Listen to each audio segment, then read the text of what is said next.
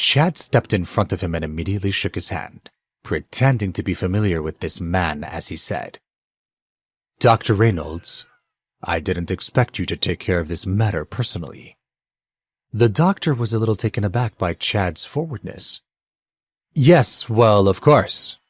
Dr. Reynolds nodded to him out of curiosity. "Our hospital is responsible for this. We will absolutely try our best to find your daughter." "Thank you very much, but she's not my daughter," Chad said. When Patricia saw this, she couldn't help but be impressed. That young man was everything she wanted in a son-in-law. She assumed Dr. Reynolds was here because of Chad. She hadn't thought that his influence would be so great. She walked to Cicely's side and whispered, "Chad's family has a lot of influence. The hospital staff knew he was here and the president came. He's much more efficient than you-know-who." Cicely leaned on the corner of the room and snorted in a loud voice, "That's for sure. He's not like a certain person. Other than shouting, there's nothing else he can do." She clearly said that for Chase to hear. Of course, it also reached Chad's ears. He was in high spirits. Although he was pretending to be more influential than he really was, he couldn't care less. He was impressing Patricia and Celia. Chase and Dr. Reynolds were the only ones who knew the truth. Even though Chase heard it, he didn't say anything. As for Dr. Reynolds, he was about to say something, but when he saw the look in Chase's eyes, he knew that the young man had enough problems with his family and Reynolds' intervention might only make it worse. He walked around the room and gave Celia some encouragement. "Don't worry, Mrs. Rothman, our hospital will handle this matter. We will find your daughter." "Thank you." Celia nodded gratefully. "And Mrs. Sampson," Dr. Reynolds also shook Patricia's hand and said, "Your granddaughter is going to be fine. We will use every resource at our disposal. Don't worry, everyone here loves her and wants to see her safe." Patricia Sampson's face glowed with happiness. She was honored that the hospital's president had personally come to reassure them. Dr. Reynolds walked around the room, explaining what his staff was doing to find Dottie. Chad really knew how to take credit wherever it appeared. However, Chase was comforting Celia now and couldn't be bothered to confront his rival. When Dr. Reynolds paused, Chase asked, "Sir, can you watch this video of my daughter being taken away? Do you recognize this woman?" The doctor quickly replied, "Let me see." Chase showed him the video he had just copied from the security room. With just one glance, Dr. Reynolds immediately recognized her. "You're talking about this woman in red?" "I've seen her recently, always snooping around the hospital. I don't know what she's doing, but I should have known it was suspicious." This was good news. A lead. If Dr. Reynolds did recognize this woman, it would be easier to identify her. "Sir, I'm currently planning to go to the police station and show them this footage from the camera. Since you know this woman, can you help me identify her?" "Of course." Dr. Reynolds did not hesitate. "I'll go tell my staff I'm stepping out. We'll meet up on the first floor." Chase nodded, and the doctor hurried back to the office. Seeing Dr. Reynolds being so accommodating, Patricia could not help but marvel at the power of Chad's network. She mumbled to herself, "It seems that certain people are going to benefit from Chad once again." Chase smiled and didn't explain anything to her.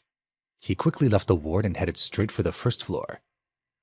However, on the stairs leading that way, he saw the security chief Barry Rappaport again. Beside him was a middle-aged man. Barry saw him and immediately told the man, "It's him, the guy I was telling you about." That guy broke into the security room and viewed footage? Daniel Ludlow, head of the surgery department, had heard Chase that some other guy had nearly started a fight with Barry's men. Chase looked at him silently and frowned in displeasure.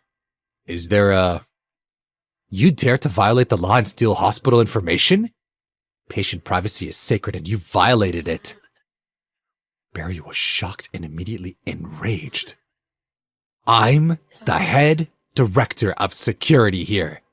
I can handle what happens in my department. Daniel was furious. Mr. Rappaport, if you can't do your job, you could be replaced. And you, Mr. Rothman, if you do anything like that again, I'll have you and your family expelled from this hospital. At this moment, Chase interrupted. If you have anything to say, tell it to this person over here. Daniel was puzzled. However, when he shifted his gaze away from Chase, he instantly understood. This was because a new person now stood on the stairway. Dr. Reynolds. He was so scared that he nearly had a heart attack. In an instant, Dr. Reynolds rushed over and got in Daniel's face. Barry froze for a moment.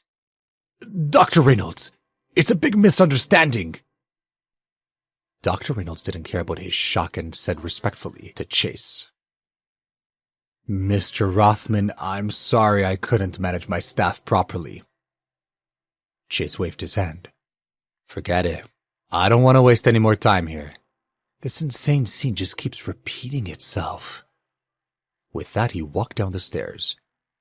Dr. Reynolds knew that he was in a hurry, so he turned around and said to Daniel, You don't need to come to work tomorrow. Or ever again.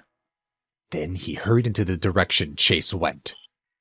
With just one sentence, Daniel's pride collapsed. His legs weakened and he leaned on the handrail. A few minutes ago, he had been thinking about loitering about in his position until his retirement salary kicked in. In the space of a few minutes, his prestige as the surgery director had been lost. Turning his head to look at Barry, Daniel's face was full of panic. What? What should we do now? Well, Dr. Ludlow, I believe I should escort you from the premises. Daniel flew into a rage and kicked him. This is all your fault! Chase did not look back. That entitled doctor wasn't worth the time. Right now he only had one thought in mind, and that was to find his daughter. At that moment, his phone rang. Because the surveillance footage had already reached Tim when they were in the hospital, he had been searching for traces of the woman. Chase picked up the phone. He didn't expect Tim to say, Good news, the woman in the video has been found.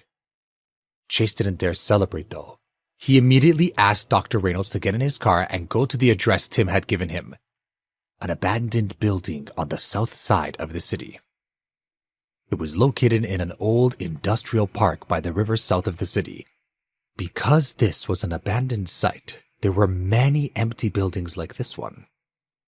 Following Tim's instructions, Chase, Dr. Reynolds, and Chuck all hurried over. Tim was already there when they arrived. In the room, a woman was sitting in a chair. Seeing the three arrive, Tim hurried to greet them. Where did you find her? Did you find Dottie? Chase asked. Tim replied, Well, we took the surveillance footage to the police to get a comparison. In the end, we locked onto her location and found her in a supermarket. But when we caught her, Dottie was nowhere to be found. We grabbed the woman and questioned her, but she wasn't willing to say anything. First, Chase went to Dr. Reynolds and asked, Can you confirm it is her? He was stunned for a moment, but answered with certainty. Yes, 100%. Although I've only seen her in the cameras, this face is very familiar to the security department.